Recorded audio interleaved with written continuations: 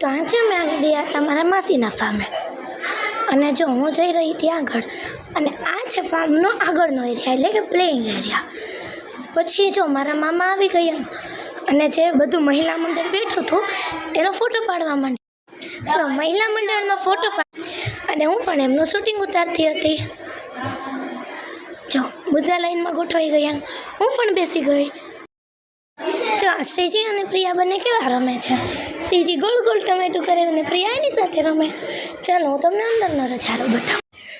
જો આ છે અંદરનો એરિયો, આ છે લિવિંગ એરિયા, આ છે રસોડું મીન્સ કે કિચન, અને અહીંયા બહાર જો ભજીયાની તૈયારી થાય છે. માસી અને મમ્મી ભજીયાની તૈયારી કરતા હતા. અંદર ગઈ તો જે ભાઈ ભજીયા બનાવવા આવ્યા છે તેની પાસે જો તો કેવું અનોખું મશીન હતું. આ પણ એમનો લિવિંગ એરિયા છે. જો અહીંયા સોફા છે, અહીંયાથી છે ને બહારનો ગજેબાવાળો લેઆઉટ દેખાય છે. આ છે બેડરૂમ. ચાલો તમને એની પણ ટૂર કરાવું. લાઇટ ઓન કરી અને તમને બતાવ્યું. જો છે ને મસ્ત.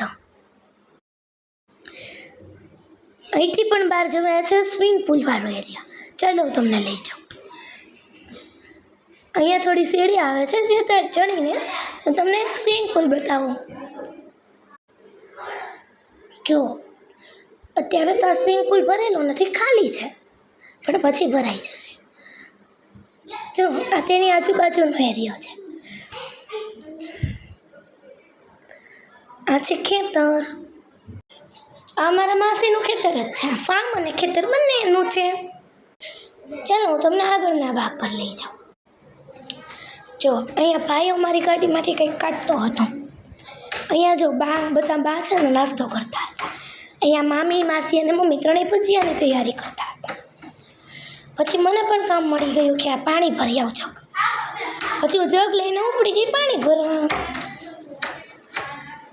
આજે મારા મામાનો છોકરો જેનો આજે બર્થડે છે. હમણાં થોડાક સમય પછી છે ને મસ્તીનો તૈયાર થઈ જશે, ત્યારે તમને બતાવીશ. અત્યાર સુધીનું bye bye. Thank you for watching.